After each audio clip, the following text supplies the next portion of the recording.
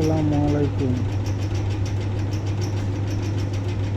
বাংলাদেশে তাহেরি বলে একজন বক্তা আছে, গিয়াসউদ্দিন তাহেরি। উনি অনেক আলেম ওলামাদেরকে নিয়ে উল্টো পাল্টা বলছে। তো তাহেরি সাহেব, আপনার উদ্দেশ্যে বলছি, আপনি কি ভেবেছেন আলেম ওলামাদের পিছনে লেগে আপনি পার পেয়ে যাবেন? কোনোদিনই পার পাবে না। পুরো মুসলিম উম্মাহ হকের পথে আছে। আপনি যে হকের পথে নেই, পুরো মুসলিম উম্মাহ বুঝতে পারছে। আপনি সাবধান হয়ে যান, না হলে আপনার অবস্থা খুব খারাপ হয়ে যাবে। আপনি তো এক নম্বর মাজার পূজারী, পুরো মুসলিম উম্মাহ জানে সেটা। আপনার যে জিকির, ওই জিকিরগুলো যে আপনি করেন, ওগুলো কোরআনের কোথায় আছে আপনি বলুন তো? কোথায় পেয়েছেন আপনি? আপনি দলিল হাদিস আবার চ্যালেঞ্জ করেন। কখনো আহমদুল্লাহ হুজুরের সাথে চ্যালেঞ্জ করছেন, কখনো আমির হামজা হুজুরের সাথে চ্যালেঞ্জ করছেন, কখনো মিজানুর রহমান আজারি হুজুরের সঙ্গে চ্যালেঞ্জ করছেন। আপনার কি যোগ্যতা আছে আপনি চ্যালেঞ্জ করছেন?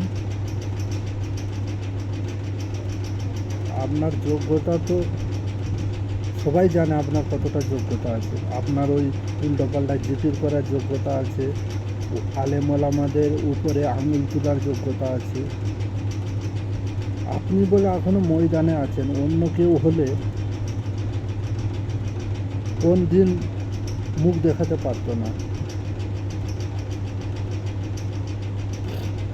এখনো সময় আছেন, শুধরে যান।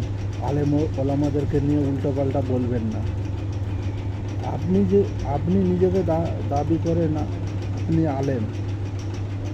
আমার তো মনে হয় আপনি সবথেকে বড় জালেম, বাংলাদেশের এক নম্বর জালেম, মাজার পূজারি, ভণ্ড এক নম্বর, চিটিংবাজ, বাটপার। আপনি লোককে বলেন চিটিংবাজ, আপনি লোককে বলেন বাটপার, আবার লোককে বলেন দালাল। তো আপনি কি যত মাজার আছে বাংলাদেশে, তো তাদের কি দালালি আপনি করছেন?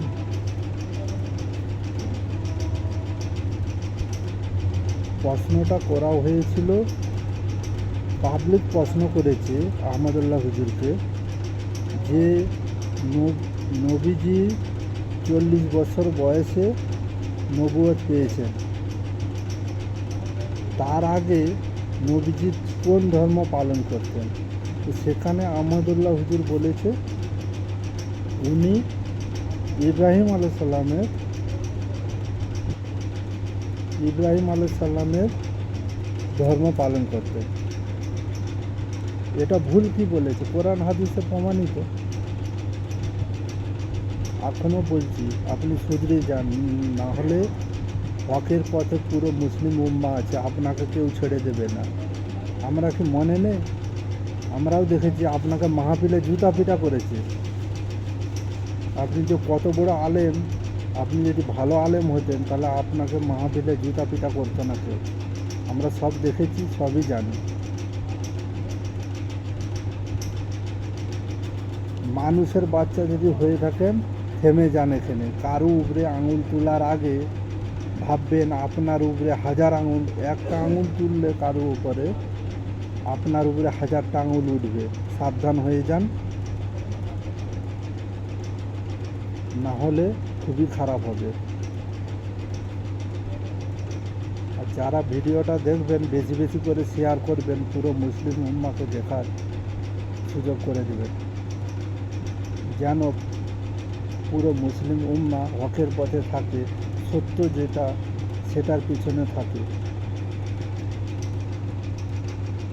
আসসালামু আলাইকুম ওয়া রাহমাতুল্লাহি ওয়া বারাকাতুহু।